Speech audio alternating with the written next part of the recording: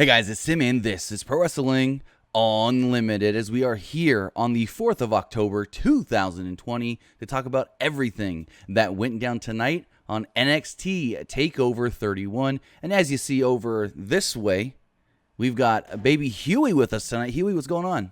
Hey, what's going on, man? How you doing? Pretty good. What'd you think of the show tonight? What'd you think of the Capitol Wrestling Center?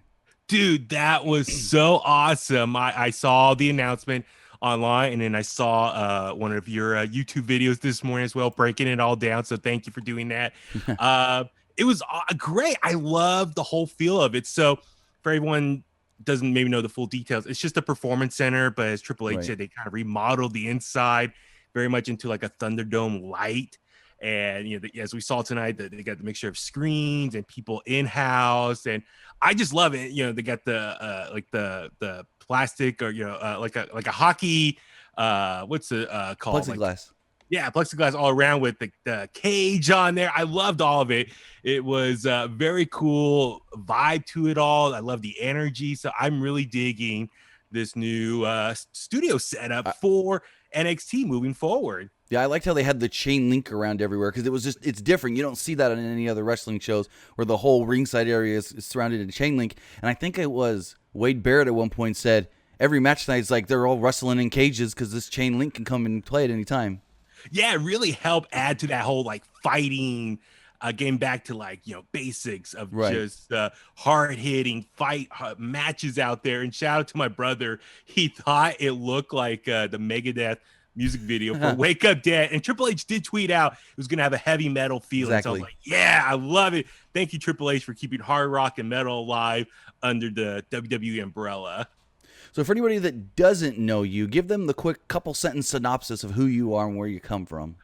Okay, so I'm out here in the San Francisco Bay Area. I work at 1077 The Bone, which is the classic rock station up here.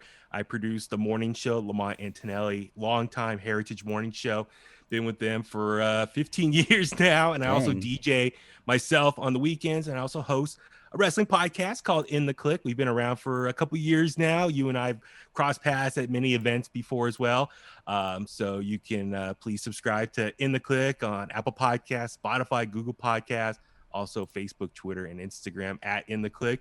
And yeah, I've been doing that for a couple years, but I've been doing wrestling interviews and coverage for many years, even before the podcast was a thing. So between working classic rock radio and covering my love for pro wrestling, it's been just an awesome journey for the majority of my career now. Yeah, I remember you. So you said you've done a lot of like wrestling interviews and stuff. I remember when we were at the media, where we first met. Actually, we were at the media deal for the New Japan show, and Cody and Brandy were doing interviews. And I remember Cody's talking, and all of a sudden just stops and goes, "Baby Huey, is that you, Baby Huey?" Yes.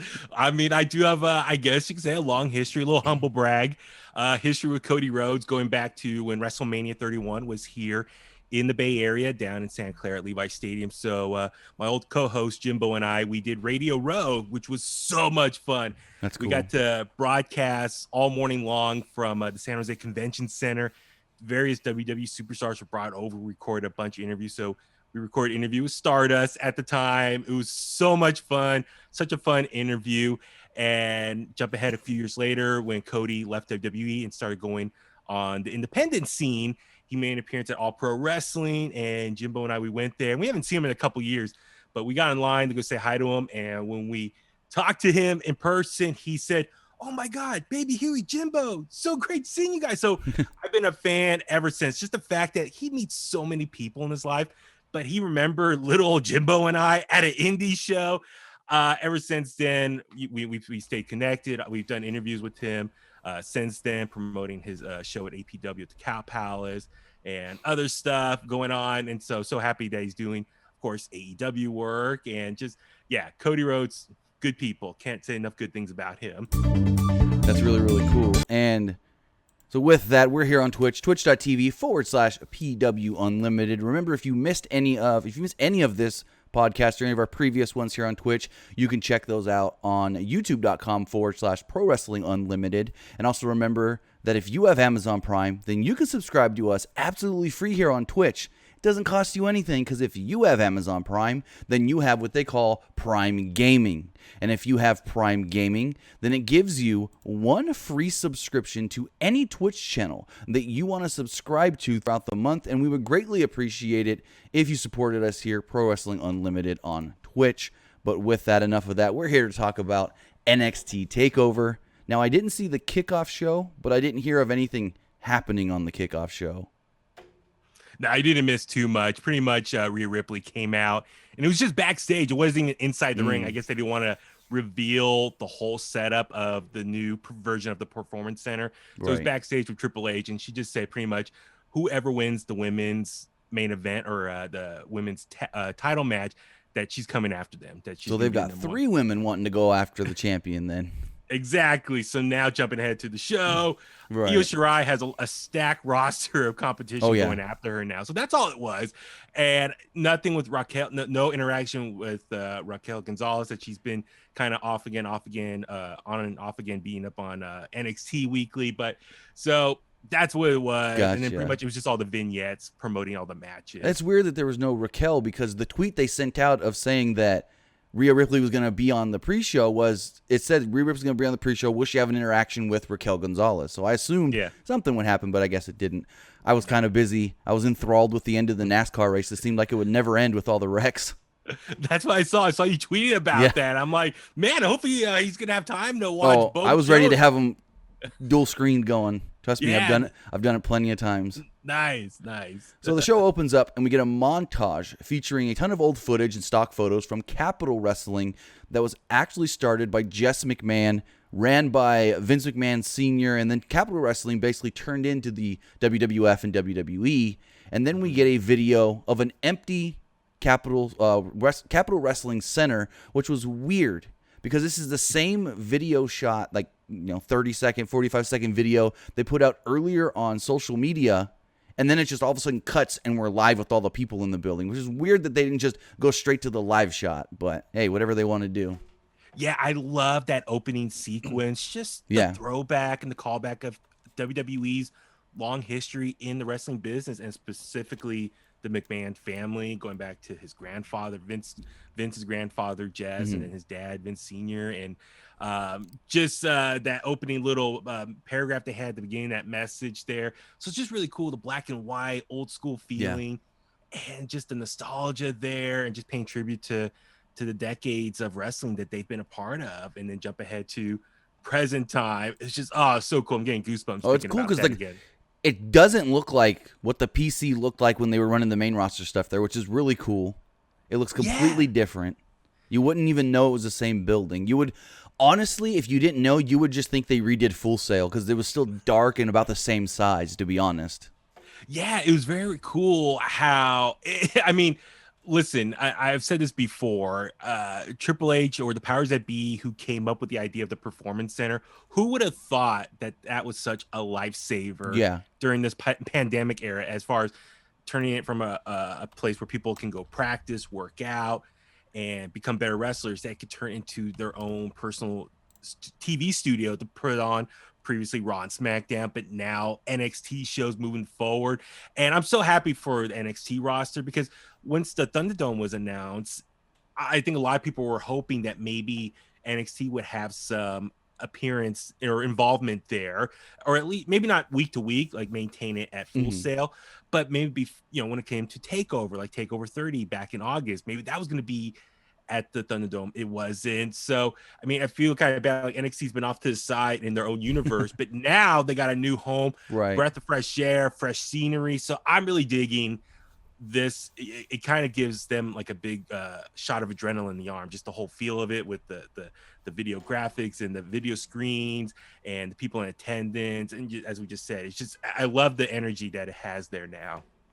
So as the show kicked off, we had a weird moment where Vic Joseph, introduced us to the Capitol Wrestling Center, and then it cuts to the intros of the first match, which was the North American title match, Damien Priest, Johnny Gargano.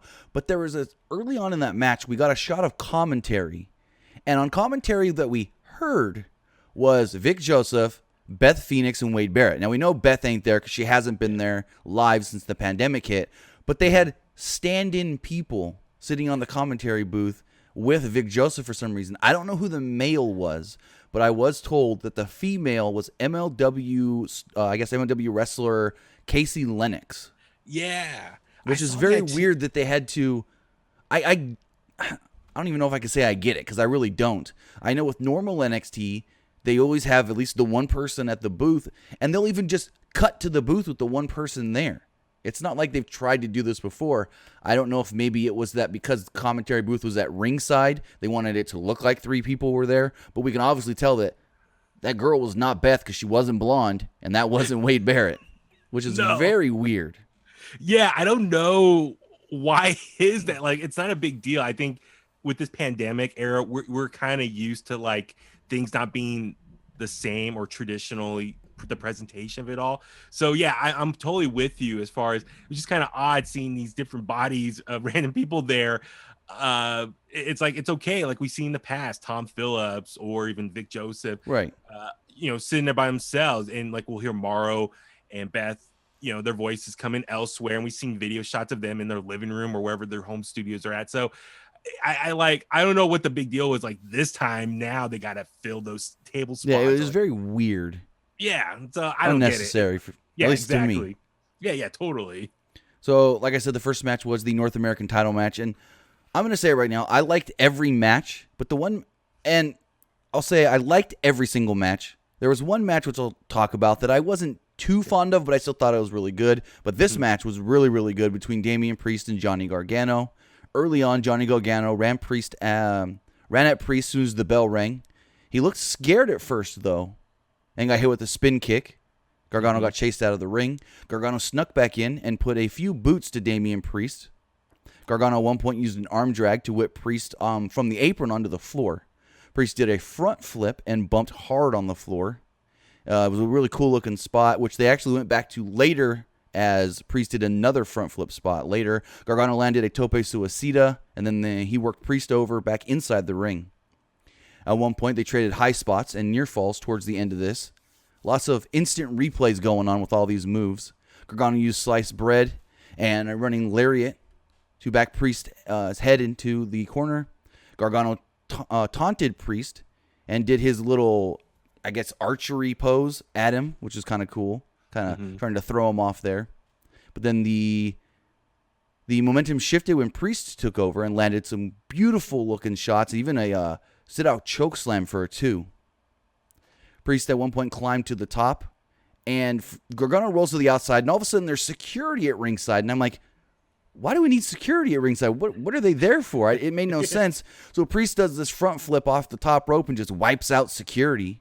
I'm just like, what was going on that we needed security? Is there something I missed? I saw that. Yeah, I saw that happen. I was like, wait, where are these guys? I mean, I guess there are fans in attendance, but it's a mixture of NXT talent. I think in one of the press releases said like family and friends, and some fans. I mean, those fans could be just extended, friends. Well, I know some of the people that used to go to Full Sail every week were there tonight.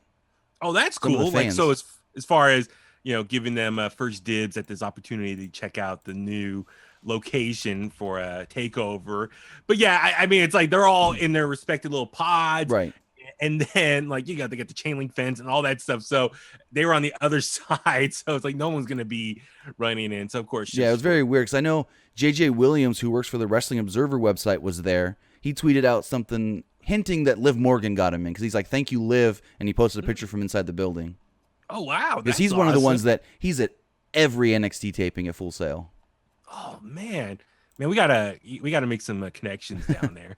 You and I, let's road trip down the Florida and get inside the Thunderdome light down there. So as the referee, or not the referee, but the random security guys gets knocked down, Priest kind of is confused as to what just happened, and Gargano takes the advantage again. They get back in the ring. Before they get back in the ring, Gargano goes and hits a low blow before throwing Priest back in the ring. Gargano thinks that he has the upper hand here off the low blow, hits a short super kick, tries to go for the pin, doesn't get it. Gargano tried knocking Priest off the apron onto the steel steps at one point, and Priest reversed it. Priest kicked Gargano. Gargano got knocked in the face, knocked down, spiked with the Reckoning, and pinned. I thought it was a really fun match, a great match to open up this show. Yeah, I mean, you can't go wrong with Johnny Takeover. You know what you're gonna Exactly. get. He rises to the occasion as Shawn Michaels rises to the occasion back in WrestleMania, back in the day. He is Mr. Takeover. He goes out there, delivers. He has great chemistry with whoever's in the ring, whether he's a babyface or a heel. He goes out there and he delivers. And Damian Priest, his stock has gone up so much this summer between In Your House, the performance with Finn Balor, the takeover, the last takeover, he won the ladder match to become North American champion, to now. So to see in the last few months how much better he has become, it was awesome. I mean, these are two pros at this point going out there and just setting a high standard, the first match inside this new performance for them for moving forward. So setting a very high bar for the rest of the night. Exactly. And I did like one thing. I think it was Wade Barrett said on commentary during this match, because we all know how long Johnny Gargano's been around, but most people don't know how long Damian Priest has been around. Mm-hmm. And they were talking about Gargano's long 15-year history. I think Joseph was talking about it. And Wade Barrett goes, well, Damian Priest has been around as long as Johnny Gargano in this industry as well. So I liked them saying that and saying, hey, these guys both have been around for over 15 years. You just may not know it in Priest because I guess he was more under the radar before coming to WWE. Absolutely. I mean, most recently was Ring of Honor and his body of work elsewhere. I mean, that's the thing I think for a lot of wrestling fans, or at least from commentary standpoint, they just focus on their body of work under WWE. Mm-hmm. So very much in this situation, it's like, yeah, he's been in the game for a long time, but as far as WWE, it's what, over a year now. So been a year and a half, almost two maybe. Yeah, since he signed. So, I mean, for him, I was kind of hoping Johnny was going to pull out the victory here. But for Damian Priest, I know NXT likes to have long title reigns normally. Right. So I'm happy to see Damian retain here and kind of keep building up that momentum. I was hoping that we're going to get maybe like a hot tub party part 2 here or something like that. We didn't get that as far as I could see. Nothing on social has been posted. But nonetheless, great match here. I'm just kind of hoping Johnny might win for his own prophecy of him and his wife being co-champion. Well, speaking of that, Johnny sent out a tweet that I'm going to read after we talk about the women's title match because it plays into that a little, about what their futures might hold. Well, there's a lot to some underlying innuendos he used in this tweet that may give a hint. Okay, well, yeah, let's get into that. But no, it's but overall, very fun match, hard hitting, the athleticism. I mean, Damian Priest doing his Razor's Edge, Johnny on the outside of the ring, like, oh god, I mean, the hardest part of the ring, but man, just so much fun, big guy, little guy action going on there. So next up, we had Kushida versus Velveteen Dream. This is the match that I was kind of just like, all right, this match was all right. I didn't really think this match was, I'll say it was good, but compared to all the other matches we had, it was kind of just it was just a match to me. And I felt like, we've seen this since he made his return, Velveteen Dream, I feel like, is not the Velveteen Dream we used to see. He's kind of like taken a step back a little bit. At least to me, that's how I feel. Yeah, it's, I mean, obviously for anyone who follows, the wrestling news going out there, the wrestling landscape, we all know he's had his issues over the last few months between, all the different allegations and accidents and other stuff. And even Triple H, I think, what was it, earlier today on, questioning his immaturity and how that affects his professional career now. But yeah, in the last few months since he came back, it's been an up and down, stop and go momentum goes for him. So I'm just curious what's next for him as far as, okay, he didn't win the NXT championship from Adam Cole earlier this year. He's kind of been a little bit on a losing streak, and he doesn't have that same aura or specialness, if that's a word. Before, like, seeing Velveteen Dream at a takeover was kind of a big deal because he always had the big presentation, big entrance, and the big high spots. And now it's just kind of not as appealing. I mean, I think for a lot of people in the back of their mind, they know about what's going on outside the ring with him. And so maybe that's kind of lost some of his momentum. And so maybe he's kind of paying for it now with taking some of these losses now. I mean, I enjoy Kushida's more aggressive style and going out there and just like hard hitting, just beating the crap out of Velveteen Dream and jumping ahead to the finish, getting the win, and then beating him up more afterwards. I felt it was like a great way of making gain some payback, revenge for what Dream's been doing to him and screwing him over as of late. But yeah, I felt kind of this match was kind of thrown together last minute. I mean, this whole takeover, I felt as much as I loved it, it was kind of thrown together last minute. It was rushed a little, yeah. Yeah, so some of the storylines were not really fleshed out to the fullest and all that stuff. But yeah, this match, if you had to rank them all, it was probably like the least at the bottom. Yeah, exactly. So it was weird. Dream comes out, and I guess he's supposed to be Doc Brown from Back to the Future because Kushida's whole thing is he's Marty McFly, but he looked more like Don King. That's what I thought. Well, the thing is, like, I was doing some stuff, and I looked up, and I see him come out, and I see like the white pants and the yellow gloves and the white hair, and I'm like, what is he doing? And I'm like, oh, duh. I mean, but he should have wore a white wig, not silver hair. Like, and then it was like it was rolling down on his face. Yeah. Like his face. It's like they sprayed it. It's like they came up with the idea last minute, and they just sprayed it real fast, and it got on his face too. Yeah, it's really weird. Yeah, it was very funny. Like I was like looking at him and like, oh, it took me a second. I was like, okay, I get it. Yeah, he's Doc Brown. I mean, Back to the Future is my all-time favorite movie. So I kind of got kicked out of it. But I mean, I was kind of hoping maybe he would have some goggles and like a white, maybe like some plutonium under his arm, like really sell it, or like a hoverboard or something. Kind of playing off. I know Kushida has had a hoverboard in the past, but. Yeah, so the presentation I kind of get, but yeah, it kind of felt very last minute put together. So I remember at Wrestle Kingdom 12, Kushida did a Back to the Future entrance, and I think it was Taguchi. I could be wrong on that. Dressed up as Doc Brown, had the big white wig. So I'm like, why didn't you put a white wig on him? He looks more like Don King with the gray silver hair. Was that the same Wrestle Kingdom where it was like the little kid and then he became bigger? I believe so. Yeah. Don Callis on commentary for that was hilarious. He's like, "Oh my god, he blew him up!" Right? Like it was so hysterical. But no, that was a great entrance for that. So I love Kushida. I'm a fan of his just for the fact he loves Back to the Future so much. So as far as the match goes, Kushida did a really good job, I felt, making this seem like a fight and not just a wrestling match. Like there's actual bad blood between the two. So I will give it that. We saw some of his flashy stuff that we really haven't seen much of since he's come to WWE that we're used to from his work in New Japan. At one time, Dream caught Kushida with a sharp super kick to the face. Kushida responded with an armbar. Dream slid to the floor and escaped. They used a power bomb for a 2 here, but Kushida transitioned it into another armbar. Dream then used strikes to break the pressure. They then used he used the Dream Valley Driver and the Purple Rainmaker from the top rope. But Dream couldn't make the pin. He hesitated, and that cost him.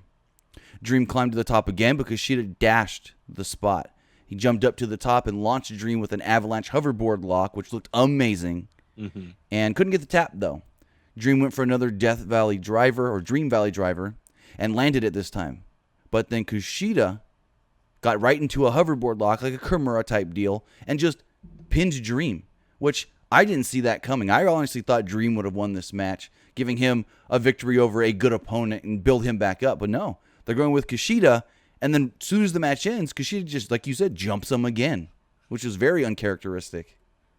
Yeah, and the other thing, too, is I hope with his victory is for Kushida's sake, he finally maybe gets the push now. He was the big free agent signing from Japan from, God, how long ago was that now? Like a year and a half, at least? I mean, it's been a minute now since he's made the switch from New Japan, but hopefully he gets a push. I know it's been stop and go because of the various injuries he's April had. 2019. Wow. So yeah, coming up on a year and a half. So I hope now maybe it's the start of a big push for him, and whether it's for, I don't know, for the NXT Cruiserweight title or maybe the North American Championship. Here's the thing with that. I always thought that he would be pushed for, because he was big with the light heavyweight title in New Japan. So I thought bring him in, be a big part of the Cruiserweight division. But with him beating Velveteen Dream, I feel like that's for more than just the Cruiserweight division. Absolutely. So I can see maybe the next step is, North American Championship as far as the mid-card title goes, and, build off that and maybe lead to eventually NXT Championship. With Velveteen Dream, though, I'm just curious at this point, do you take him off TV again for a while? Or... No, you can still have him do his wacky promos and find somebody else to work with. True, or is he due for an opportunity on Raw or SmackDown now? I mean, with the draft I've coming heard that since last year's WrestleMania, 2019, that they want to bring him up, and then every time it's like either something happens with him or Vince changes his mind. He's his own worst enemy in many ways. True. And that's kind of, I think, an issue here with Velveteen Dream is a couple years ago, people thought, oh my God, he's so young. Imagine when he's like 30 years old. He's going to be the biggest wrestler of all time. Unfortunately, it's been like various issues with him. And I hope he figures it all out because before the allegations came out, I was a huge fan of his and really loved his body of work, the performance, in and out of the ring, all that stuff. And I want someone of that talent to exceed and do well for WWE's sake. But at the same time, like I see all these issues and I'm like, I'm sure WWE is probably scratching their heads like, I don't know if we want to put that much stock into him if it can be long-term trouble for us. So I mean, listen, if you watch, Dark Side of the Ring and follow wrestling long enough, a lot of wrestlers have their own personal issues and demons, and powers that be will try to work around it. And, Velveteen Dream is not the first person that has issues that they can like try to work around. But nonetheless, I just hope he gets his act together because he can be one of the best if he does it right. So, but nonetheless, for Kushida's sake, big victory for him, happy for him, and I hope it leads to now big things for him for the rest of the year. So next up, we got a cool announcement. They announced with a commercial that Halloween Havoc will be coming back on October 28th. And not only is Halloween Havoc coming back, but apparently that episode of NXT will be hosted by none other than Shotzi Blackheart. So I don't know exactly what that means. I know a lot of people were trying to speculate that maybe they bring Halloween Havoc back to combat one of the upcoming big AEW specials on Wednesday, with the Jericho special next week or the anniversary show the following week. But as far as we're aware of, this October 28th is just going to be a normal episode of Dynamite. So they're just doing it to do it right up against Halloween. But I think it's really cool. They can, with all those video screens, really have a cool spooky atmosphere in that new performance center. I keep forgetting the name. The Capital Wrestling Center. Capital Wrestling. I keep saying Central. I'm trying to get used to it. Like I keep looking at my phone right now, double checking. And I don't want to say CWC because then I think Cruiserweight Classic. Exactly. So a couple things. So I think for anyone who follows Shotzi Blackheart, one, she's a Bay Area girl. So all of us here in the Bay Area know her, love her, watched her, get started out here. But also know, especially if you follow her on Instagram stuff, she's a big horror movie fan. And even she was doing a horror movie podcast with a good friend of mine. Oh, nice. Dominic from Tsunami Bomb. Shout out to him. But he was doing a horror movie podcast with her called Monster Candy Podcast. Monster Candy. That's what it was called. Unfortunately, they had, I think it's kind of on hold because obviously Shotzi had to move to the other side of the country when she got signed with NXT. So, but with that being said, so she has, over the years, not only is a fan of horror movies, scary movies, but she's done podcasts talking about her favorite movies. But if you follow her on Instagram now, she's like, I guess every day talking about a new or different horror movie that she's gonna watch for the day. So she's giving recommendations for everyone. So she's very much an expert. And also, so out here in the Bay Area, for everyone listening right now, we used to have a show, a buddy of mine, a coworker of mine, no name, legendary radio host. He used to have a show called Creepy Coffee Movie Time, and they would watch like old scary movies at night on the weekends. Shotzi used to appear on the show, and I think he was like a dancer on there and stuff. So Shotzi in the Bay Area has a lot of connections with the horror movie genre, and so I think that's very cool that she's getting an opportunity to really show that at this next level, a higher level, obviously on the USA Network under NXT. And I mean, for me, I love Halloween Havoc. When NXT has been taking advantage of using some of these older wrestling pay-per-view names like Great American Bash, War Games. So for me, I grew up, as a kid in the 90s. I love Halloween Havoc. I mean, that's a legendary pay-per-view. So when I heard them make the announcement, I'm like, yes, I jumped with excitement because I think that's so cool. And I was kind of anticipating, would they do it on the same night to compete with a specialty episode of AEW Dynamite? But no, it doesn't look like it, as you just said. So it looks like it's just going to be that Wednesday before Halloween. And I'm looking forward to it. I'm looking forward to the set. Hopefully they bring the big pumpkin out for all of you WCW fans who watched that back in the day. I'm super That'd be stoked really for cool. it. I cannot wait to see what they're going to have in store for that night. So, I mean, like I said, with all the new video screens and everything they've got there, they can really make it look like you're inside of some sort of a haunted house or some sort of horror thing. I think it's really cool what they can do there.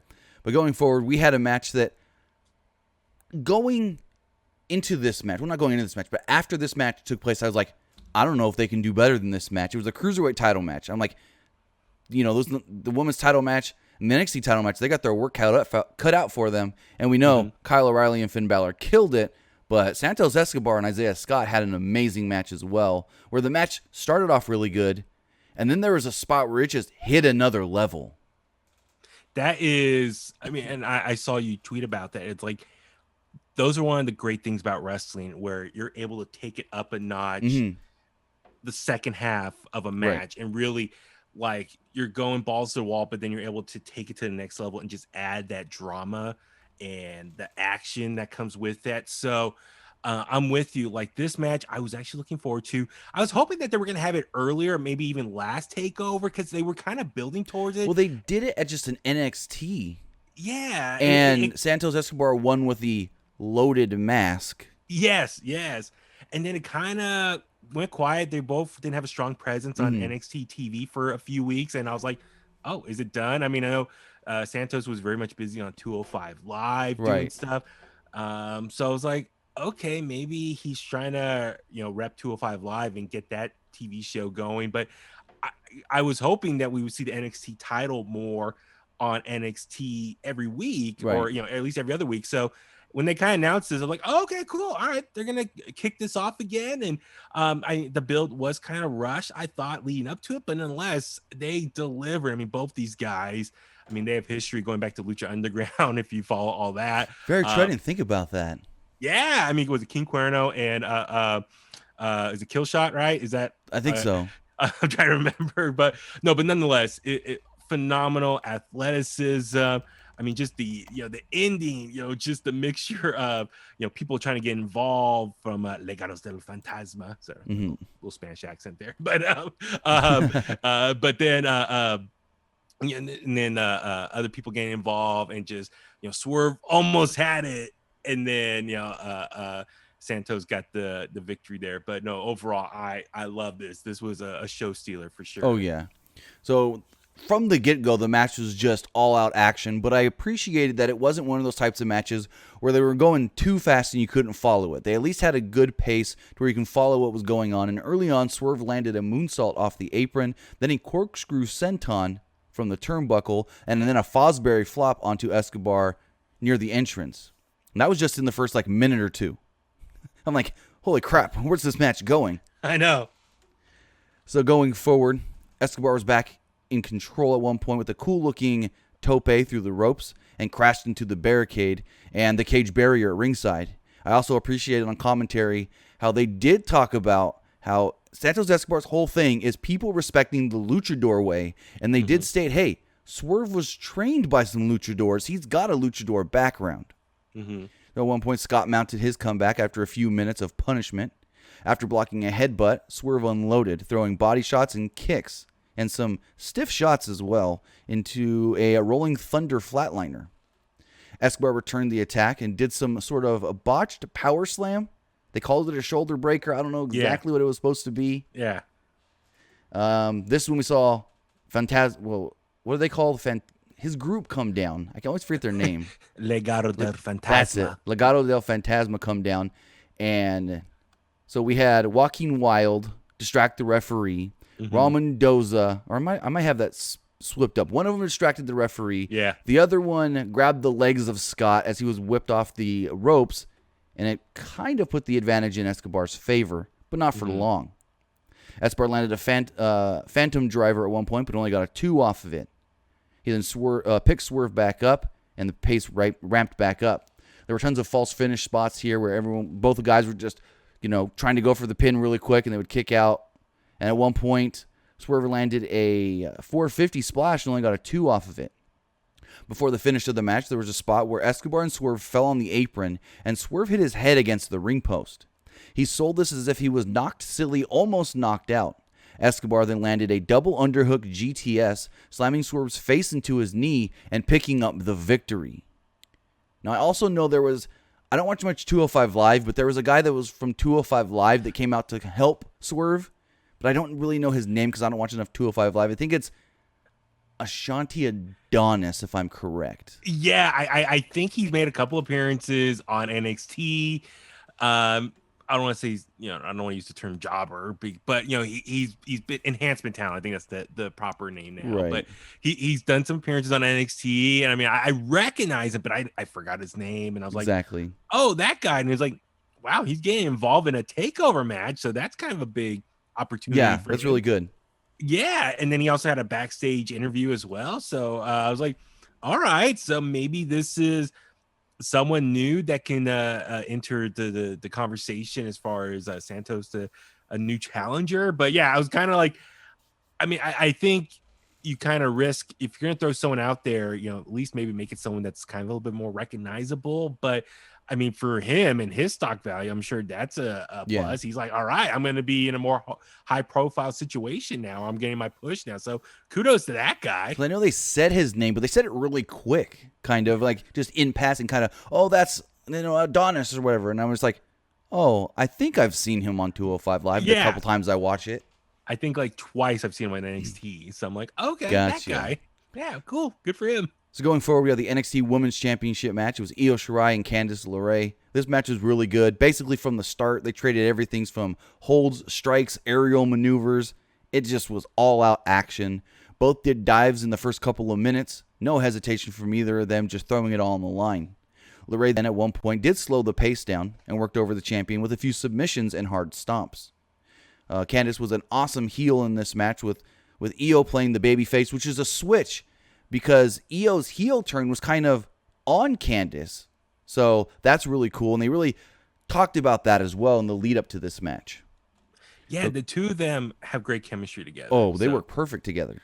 Yeah, it played out very much well on this match. And yeah, making the long form storytelling of reminding people, oh yeah, this is what happened back in the day. And ultimately that's how it got to this point. And I love this match. Just Io Shirai, I mean, kudos to her. She makes everyone look great in the ring. But I mean, Candice LeRae, I mean, the two of them just have such, like I said, I tweeted this out. They have great chemistry together. Yes. I can watch the two of them go at it forever. So at one point, Candice intercepted a dive with a power bomb, but Io no-sold it and hit a Meteora in the corner. Lots of back and forth action here as LeRae landed a lion salt for a 2. Shirai then locked in a label lock, but LeRae reversed it into a Gargano escape until Shirai did get to the ropes to break the hold. LeRae broke the hold and accidentally took out the referee. So while the referee sold being knocked out, the two went back at it. Shirai hit her air raid crash and then a moonsault. LeRae, though, blocked the moonsault with her knees. Shirai then tried to, get the referee to wake up. Couldn't get it. LeRae then hit her with a curb stomp, and all of a sudden, out of nowhere, old Johnny Wrestling, her husband Johnny Gargano, would run out with a ref shirt on and try to do a fast count, but Io kicked out. So Gargano all of a sudden jumps out of the ring and grabs the woman's title and is like, give me that belt. It's hers. He shouted it. He's like, it's hers. And I'm like, okay, what the hell is going on here? And so he points at Candice. They get back in the ring. The ref kind of gets his wits about him, so he takes the belt and he shifts it over to Candice, and the ref's yelling at him like, what are you doing? You can't be wearing that shirt. You're not a real referee. And behind the referee's back, Candice hits Io with the belt. She clocks her with that belt. So Io falls. Candice goes for the pin, but Io kicks out. Moments later, Shirai was able to land a picture-perfect avalanche Spanish fly and then land a moonsault to pick up the victory and retain the championship. And now this is where the Johnny Gargano tweet comes in after they both lost tonight. Johnny tweeted out, it's almost comical at this point. Something has to change. I'm better than this. We're bigger than this. I'm thinking, are they going to be involved in the draft? Are they getting drafted to Raw or SmackDown? He said, I'm better than this. Something has to change. I'm bigger than this. In WWE, we're supposed to think bigger means the main roster. Wow. Okay. I mean, real talk. I mean, Johnny's done everything you can do Oh yeah, on NXT. I mean, I know he is Mr. NXT. He's the one of the heart and souls of that brand, and I respect that for him. But he's won every title. He's been a bad guy, been a baby face. He's beaten the best. I mean, I don't know what else you can do other than just to help keep the brand going and exactly. just be one of the workhorses there. Or do you want to take your talents and do it on quote a larger scale, even though the ratings they're a little bit more closer now between Raw and NXT, Right. but nonetheless still quote a bigger platform, Raw or SmackDown. I mean, both of them. I mean, at this point, I mean, Johnny, remember him and Ciampa were called up briefly at the beginning of 2019 Right. with Right around WrestleMania time, right before Mania. yeah, with Ricochet and Aleister Mhm. Black, and I mean, Ciampa unfortunately got hurt. Johnny went back to NXT. Great, good thing for him. I want to. I think if the opportunity is there, yeah, take it and go on Raw or SmackDown. My only concern is, Vince McMahon loves his giants, his big guys, and Johnny's Exactly. the biggest guy. So I'm just worried, even if he goes to Raw or SmackDown, will he just get kind of lost in the shuffle and just be a Well, smaller guy? I hope if they have him and Candice together, they can make them a good like duo unit deal, and them being together maybe can help them stand out. Yeah, absolutely. So that's yet to be seen. I mean, this draft I'm really kind of excited for, as far as the intrigue of like, okay, we have 3 brands potentially here getting involved, and where could different people go. But So yeah, I mean, not to cut you off, but speaking of 3 brands, uh-huh. WWE sent out a tweet earlier. I think it was either WWE or WWE on Fox. Sent Okay. out a tweet earlier about what brand do you think should have the first pick in the draft, and it said Raw, SmackDown, NXT. All of a sudden, the tweet was deleted and thrown back up with just Raw and SmackDown. Yes, I That's saw very that too. interesting. Yeah, I saw that because I was like, okay, cool. And then when I saw it again a little bit later, I was like, okay, they took off NXT. I was like, all right, was that typo or something, or something that's supposed to be there? But for the match itself, I mean, Candice LeRae, Io, like I said, amazing chemistry. Io was awesome. And then, if you want to jump into like what happened after the match, that was just as exciting as well. Well, I loved the swerve that they did. Yeah. Because the match ends, Io Shirai is celebrating, and all of a sudden Toni Storm appears on the screen. And she's like, I'm back. I'm here. I'm going to be in NXT. It always has and it always will be Toni time. So my first thought was, okay, Toni Storm is the mystery person we've been seeing for the last couple of weeks. And all of a sudden they cut to the mystery person. The mystery person's in front of the PC. They jump on their motorcycle, drive around to the back of the PC, and they come inside. So when they come inside, they do the whole, what's it called, Masked Singer thing where they go to take their helmet off, and then they stop, and they kind of like tease it, and they stop, and I'm like, my first thought was, it's Toni Storm. We just saw her. Just take the helmet off. But it wasn't. And I loved the swerve here of it being Ember Moon. And here's the thing with it being Ember Moon. I originally thought when we got the first vignette, oh, Robert Roode. We hear he's coming back. He's a former NXT champion. Why not? Then he shows up on Raw. So my next thought was Ember Moon, because if you think about it, within the last, I want to say, month, Ember's gotten quiet about talking about her injury. And so I'm like, well, she ain't talking injury. She's not saying, I hope I can come back soon. I hope I can return from this. Because at one point, she didn't think she was going to be able to return. But with her not talking about it anymore, just all of a sudden just cold turkey, that's when I started going, wait. She's got to be coming back if she's not talking about being hurt. Because she talked about it a lot. Yeah, I was so excited. I too predicted that last week or the week before in the Kliq podcast. But I'm so happy for her for multiple reasons. One, she suffered her injury, and it was a serious injury, and it was going to take a long time to heal. And then at one point, she even revealed that she wasn't sure if she's going to be able to wrestle again, and that's heartbreaking to hear. Someone that's young and in their prime. So the fact that she's back, that's obviously a sign. One, I'm so happy that she's back on NXT. Yes. Just, Raw and SmackDown, they have a lot of people there, and her first time up there wasn't being used to the fullest. But now back to NXT, NXT's women's roster was a little thin just because of people coming and going to Raw and SmackDown in recent time. But for her, it's just the biggest takeaway is obviously this means she's clear to wrestle again. So I'm so happy for her, excited for her. And like Io, like she just beat Candice LeRae, and they just had the battle royal a couple weeks ago to find the number one contender. So in that battle royal, they had a lot of bodies in there, a potential talented women's wrestlers from their division. And now you bring two of these in now, like it's stacked. Like Io, like Triple H tweeted out, she has a lot of competition now going after her, and Rhea Ripley as well. So I mean, the women's division in NXT is arguably the best in the world. So for sure. I'm so happy and excited. Cannot wait to see what happens next episode of NXT. And having Tony and Ember now in that division is just going to elevate it even more. Like you said, they did have that battle royal with a lot of women. Fortunately, a lot of women, we didn't know who they were. But hey, you got to get them on TV eventually. So as you mentioned earlier, we did get a backstage interview with, I think his name's Ashanti Adonis. He talked about his ritual before we had our main event match, which, oh boy, this match was amazing. And I got Randy Orton, Daniel Bryan vibes from this match, where I thought Kyle O'Reilly was Daniel Bryan and Finn Balor's Randy Orton, where in those title matches in 2013-14, Daniel Bryan would just get his ass beat, just the crap beat out of him throughout the whole match and then make the comeback. Maybe not win, but make that fiery comeback. And I got the same feel here. And Triple H has said he wants to build up Kyle O'Reilly as this big babyface character, a big singles babyface character. So we'll see where it goes. But this match was, bar none, just above everything else on this show. And that's not to knock anything else on the show. Yeah, it was amazing, hard-hitting, athletic matchup here. It's a mixture of the hard hits, but also very technical.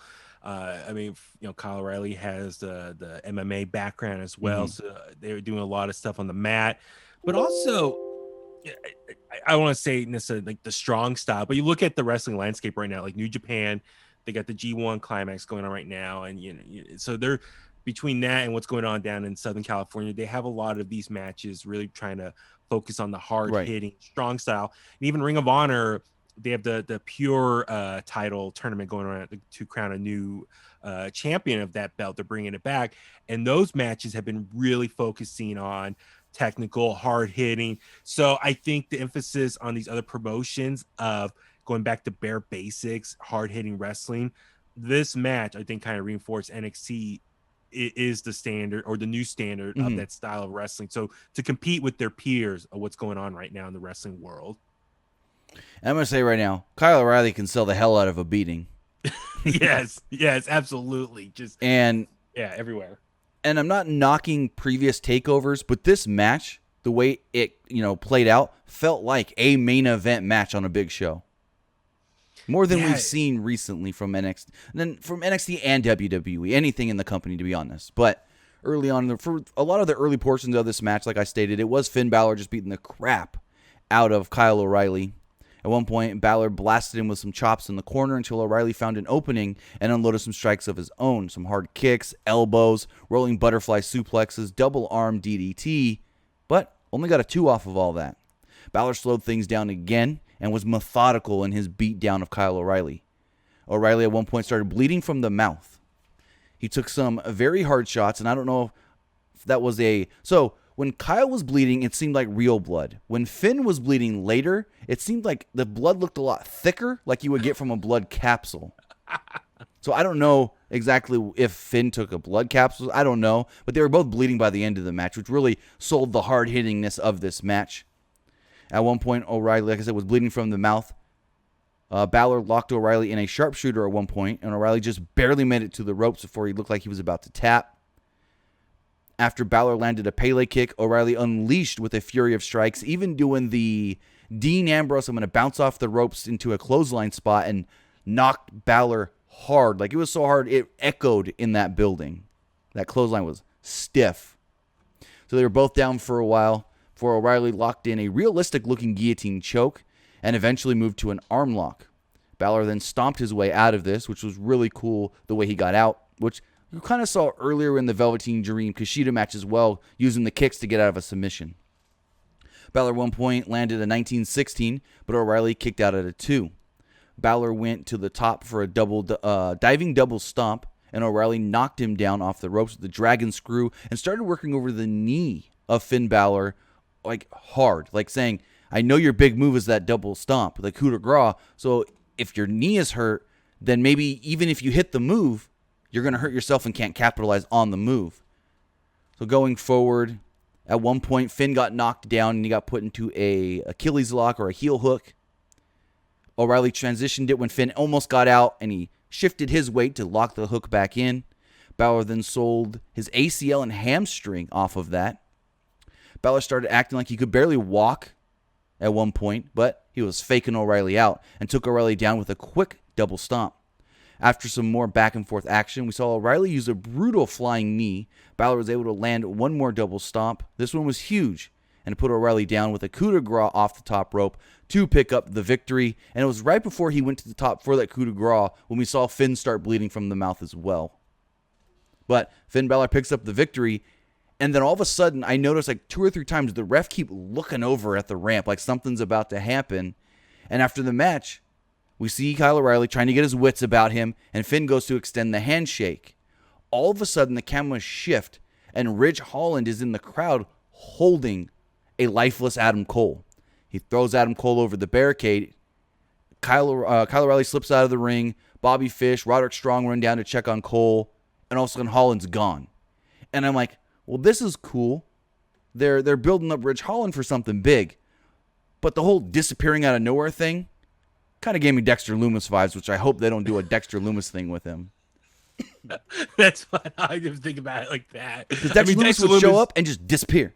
Yeah, well, he just came back on NXT this week, so it's like 2 guys doing the same thing. But an interesting thing was, so Roderick Strong was going nuts, calling for medical, saying, "Hey, someone come down here, check on Adam, check on him." And he's like, "Kyle, did you see anything happen here?" And of course he didn't see anything happen. He was in the match, but then Roderick Strong looks at Finn and goes, "Finn, what the heck happened?" Like Finn may know something. So are they building another faction? Is Finn building a Balor Club and recruiting Ridge Holland or something? I don't know. It's just a speculation. Wow, okay. But then the show just goes off the air randomly with Undisputed Era over Adam Cole. And it's funny, though, because they're checking on Adam, and Bobby Fish just randomly goes, "Oh, hey, Kyle, you okay?" He's like, "Yeah, you got your ass beat, but whatever." I know that finish... I'm with you as far as I anticipate something happening because, I mean, like the ref was looking and you kind of could feel like the camera was going to start shifting over there. It was just like you felt like, you know how you could feel like a presence behind you or you feel like someone's watching you. I felt like we were watching the ring, but we also felt like we knew something was coming on over off to the side. And so, the victory itself, I mean, awesome for Finn Balor. Part of me was thinking maybe Kyle O'Reilly was going to win. And I said this last week. I thought maybe they're going to try to do like an Evolution type story with Randy Orton, get beat up by the rest of the members of Evolution, have jealousy and all that stuff. So I thought Triple H teased that. Because on the Q&A thing they did earlier, they had Adam Cole on there and he said, "Hey, if Kyle O'Reilly wins tonight as Undisputed Era stablemates, would you be happy for him?" And Adam goes, "Of course I'd be happy for him. I'd be happy. He's like a brother to me." And Adam Cole leaves and Triple H goes, "Oh, yeah, he's going to be mad. He's going to attack him if he wins that belt." He's like, "I've been there, done that, dude. Look at me. I'm the game." But so like part of me thought maybe Kyle could get the victory. And that's the storyline to kind of keep Undisputed Era fresh, like a new fresh storyline and keeps them on NXT. And I was talking to Richard, one of my co-hosts, and we did a IG live last night for predictions, and we were talking about predictions even for TakeOver, but also for the draft. And he brought up he would think Finn's probably due to go back to Raw or SmackDown. He's been eventually. So he was just kind of thinking he would like to see Kyle O'Reilly get the victory, and then Finn drops the title, and then gives Finn an opportunity to move back over to Raw or SmackDown because he is a big name. And I was like, oh, that could be interesting, but I just don't think it's Kyle O'Reilly's time. No, I think the way Triple H has been talking about how he wants to really push Kyle O'Reilly as like the top babyface, I feel like he's going to do that over time. We saw Kyle O'Reilly in this match not want to give up. The referee asked him a couple times, can you continue? We can stop this match now. And so we know that Kyle O'Reilly's got that fire. So maybe over time he gets built up and built back into the championship opportunity. Yeah, listen, I know in wrestling there's been times where you put the rocket on someone's back. Exactly. Just shoot him to the moon. But sometimes, especially in today's wrestling world and social media, that can be very problematic and people can get complaining and people rather have something be more organic. And so I think for Kyle O'Reilly, you want to do it the right way as far as take your time, build him up, and between this match and other matches, really build up a following for him that people will really want to cheer. And then when he eventually does maybe win that big title down the road, it's more impactful and it's more meaningful. So you don't want to necessarily have him win his first big singles match out of the gate, especially coming off of being one of the biggest heels in the company or the brand. Because then you're like, well, that was cool, but do I cheer for him or not? So build him up as that baby face and let us know, hey, we're supposed to love this guy. Because that's kind of what ROH did with him. He was a heel with Bobby Fish. He split off, built himself up as a baby face, beat Adam Cole for the belt in ROH, and was their big baby face for a little bit. And that's the thing, too, is they've been laying the Easter eggs of him going kind of babyface as far as a few weeks ago when Fish and Strong were beating up Drake Maverick. And he's like, guys, stop. Like, exactly. Okay. And then Jake Atlas, got beat up by Ciampa in the parking lot. And he's like, hey, you okay? You cool? He kind of interfered or intervened in that incident right there. So they are laying foundations that he is willing to jump in and stop a fight or help the fellow baby face out. So with that being said, it's like it's a slow burn of really trying to build him up as a baby phase. But yeah, you don't want to do it just overnight super fast, because then there's the backlash from fans. Be like, oh, you're forcing him down our throats. And we've seen that with so many other wrestlers in recent years. And then social media will go on fire talking about that. But if you do it over time and it's organically there, the storytelling, then it's going to be such a huge, impactful moment for him whenever he achieves whatever big success that's coming down the road. So, but yeah, this finish though, my thing is, great match. Everything you said as far as the athleticism, hard hitting, and all that. But so, okay, Adam Cole gets beat up by Ridge Holland on his shoulders, throws him down, and then the other two guys, Fish and Strong, come out. Weren't all, hypothetically, we're all three of them hanging out together, watching probably on a monitor? That's what I don't get. How did all of a sudden Ridge Holland have Adam Cole? They weren't together? Yeah, all three of them. So it's you would think they're in the back, because didn't they walk him out to the ramp? Exactly. So I'm like, what? Did Adam Cole say, hey, I'm going to go take a piss break and get knocked out in the bathroom? Yeah, so maybe on NXT this week, they're going to have some surveillance footage or something, like what happened. Maybe. Or Adam Cole couldn't, because Adam Cole was so beat up he couldn't explain or say anything. It happened quick. Did he have something on his eye? Like it looked like he had a black eye going Not that already? I noticed. All I noticed was the shirt was ripped up. Like his shirt was torn open. I don't know if it was like a shadow or something. Maybe that's how I kind of looked at it. But anyway, I'm just saying it was just kind of interesting. And I know Ridge was part of the North American title qualifier matches. Right. What back in, was it August, I want to say. Then he kind of went away when he got officially eliminated from that. And then they kind of re-debuted him a couple weeks ago, if I remember. So I guess, okay, he's a big push now is in line for him, obviously taking out the former NXT champion, Adam Cole. So, yeah, it's just Fish and Strong's body language and what they were saying, acting all shocked. Like, what happened? It's, come on, you and I, we've watched wrestling long enough. Something's not exactly. Right. So this is going to lead to something. And, if you follow, obviously, Pro Wrestling Unlimited on YouTube, you did a video recently about speculation of what the direction of Undisputed Era is going to go. I encourage everyone to go watch that video. The rumor right now is Bobby Fish and Roderick Strong stay heels. Adam Cole, Kyle O'Reilly become the baby faces, and we go from there. So maybe Adam Cole was set up by Bobby Fish and Roderick Strong. Ridge Holland's now working with them, and they had him attacked. So I don't know. So yeah, because I was just gonna say, I'm kind of excited for this storyline, because that way it's a fresh storyline. Right, they're divided in half, and this is a new story that they can tell on NXT. Therefore, they're going to stay on NXT a little bit longer. I'm worried if they do get moved to Raw or SmackDown, they might not get used properly. So extend their time on NXT just a little bit longer with this new fresh story. Exactly. But with that, guys, that was NXT TakeOver 31 from the brand new, and I'm going to look at the name so I don't say it wrong, Capital Wrestling Center, the CWC. A lot of people have been saying the logo looks like the Cruiserweight Classic logo. But with that, that was NXT TakeOver. Baby Huey, where can they follow you? You can follow me on Facebook at Baby Huey Official, also Twitter and Instagram at Baby Huey83. There's also the links for In the Kliq at In the Kliq, Facebook, Twitter, and Instagram as well. Please subscribe on Apple Podcasts, Spotify, Google Podcasts. We're on a bunch of other platforms, Anchor as well. In the Kliq at gmail.com. If you want to email me, if any questions, want to say hi, anything. I love interacting with all the listeners out there, the Kliqsters, as we like to call them. Subscribe to our YouTube page. I'm trying to get caught up on putting some more fresh content up there. And yeah, anything else, please. Got some big stuff coming up. I guess I can kind of tease it. I have an interview with Nyla Rose lined up this Thursday. And so hopefully I'll turn around and get that up there by Thursday afternoon or Friday morning at some point. So keep an eye out for that. A lot of stuff to talk about from the AEW side of things. And but thank you for having me on here. I'm super excited. This has been awesome. No problem. Glad to have you.